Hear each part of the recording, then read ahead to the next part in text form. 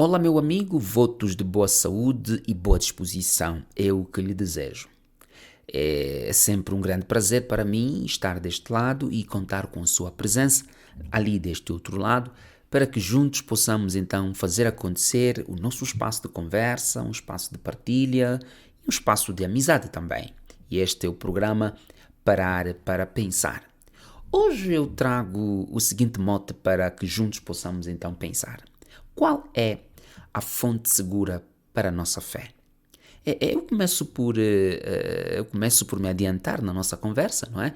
Lendo o texto de Romanos, capítulo 10, versículo 17, onde se acha assim escrito: de sorte que a fé vem pelo ouvir e ouvir a palavra de Deus. Bom, ouvir chega a ser um dos atos mais simples que o ser humano realiza. A Bíblia chega mesmo a dizer que os ouvidos não se cansam de ouvir. No entanto, nem tudo o que é simples chega a ser fácil. Isso será sempre dependente do nosso ponto de partida. Por exemplo, há quem ache que preparar um bacalhau à Brás seja algo muito simples, mas isso não significa que seja fácil.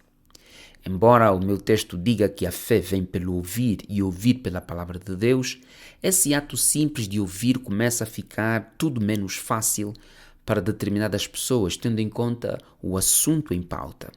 Aqui me lembro daquela ocasião em que Paulo estava discutindo e discursando no Areópago em Atenas. Tudo estava sendo facilmente ouvido até quando chegamos em Atos capítulo 17, versículo 32, onde se diz: e, como ouviram falar da ressurreição dos mortos, uns escarneciam e outros diziam: acerca disso te ouviremos em outra ocasião. Este texto de Atos nos ensina que as pessoas nos ouvem só até ao ponto em que elas não se sentem confrontadas naquilo que elas, de modo quase inexpugnável, decidem defender. Por isso eu acho que o texto de Romanos capítulo 10, versículo 17 é um grande texto e pode continuar a ser lido nos nossos dias, numa altura em que as pessoas começam a criar uma espécie de coceiras em seus ouvidos quando se ouve falar de Jesus ou mesmo até do Evangelho. A fé vem pelo ouvir e ouvir pela palavra de Deus. Aqui nós vemos um efeito. A fé, depois segue-se a causa, ouvir. Mas esta causa me parece não ser a causa primeira, porque o meu texto diz que ouvir pela palavra de Deus. Eu entendo que o que traz a fé não é o simples ato de ouvir, mas o que se ouve. O conteúdo enunciado é o que traz a fé. As nossas cidades são muito barulhentas. Ouvimos grandes rumores de motorizadas com alta cilindragem. Quando estamos no metrô ou noutro lugar qualquer, ouvimos barulho por todo lado. Pessoas que normalmente frequentam discotecas ou lugares semelhantes ficam geralmente expostas a muito barulho. Até mesmo o pessoal médico também fica, às vezes, exposto ao muito barulho nas filas de entrada e saída dos hospitais, por exemplo. Mas tudo isso para dizer que a habilidade de ouvir é um caminho para a socialização. É também um caminho para o conhecimento, para a identidade e para o propósito de vida. Mas o meu texto diz que a fé vem pelo ouvir a palavra de Deus. Ou seja, não é apenas a predisposição em ouvir que leva à fé, mas o conteúdo sobre o qual nos expomos é que leva à fé. Agora, pense comigo. Numa sociedade que começa a ouvir mais o seu próprio coração, numa sociedade onde o que me faz feliz é o que interessa, não importando o certo ou o errado. Não é o que Deus disse que conta, mas é o que eu sinto, não é? Esta é a forma de pensar que se vai expandindo em nossa sociedade odierna. Por isso estamos assistindo agora à morte de muitas igrejas locais, um pouco por todo o mundo.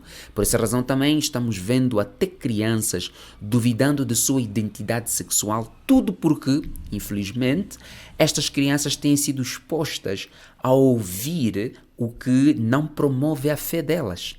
Aliás, alguns pais até optam por tirar as suas crianças de todo o ambiente que se fala de religião e de cristianismo em específico. Por quê? Porque eles sabem que se a criança ouvir, pode ser conduzida à fé. O resultado de tudo isso é agora viver numa grande cidade como Lisboa, ter tudo à sua volta e ainda assim sentir um vazio inexplicável em seu coração.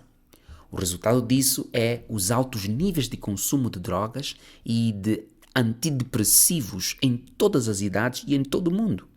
E tudo isso por quê? Porque os nossos ouvidos têm sido expostos a tudo menos aquilo que promove a fé. Fé é a esperança mais inteligente, porque a fé sabe que ela só pode nascer no coração de um homem impactado pela história de Jesus, o Filho de Deus, e pela efusão do Espírito Santo. Você quer nutrir fé em Jesus Cristo? Você quer ver as respostas mais profundas da sua vida sendo respondidas? Eu consigo ouvir você tentando dizer, ali vem mais um evangelista, não é? Com essa conversa de Jesus, igreja, salvação, céu, inferno, em pleno século XXI. Deixa-me dizer que aqui sim, aqui está mais um tentando ser livre do seu sangue. Sim, aqui estou eu, tentando te conduzir à fé por meio da história de Jesus, da cruz, do céu e da garantia do perdão dos pecados. Podemos produzir as máquinas mais avançadas nas últimas eras. Podemos até ser capazes de conquistar o espaço. Tudo isso é Deus que está permitindo, para que depois, no final de tudo, apenas dizer que o artefacto mais tecnológico que já existiu é a cruz. Sim, a cruz de Jesus é um artefacto tecnológico, onde Deus reconciliou-se consigo mesmo e convida a todos e em todos os lugares que se arrependam e que venham buscar esta paz consigo mesmo. Sim, a cruz é tecnológica, digamos assim, porque ela inaugura uma forma nunca antes vista de resolver um problema grave com dimensões da própria eternidade.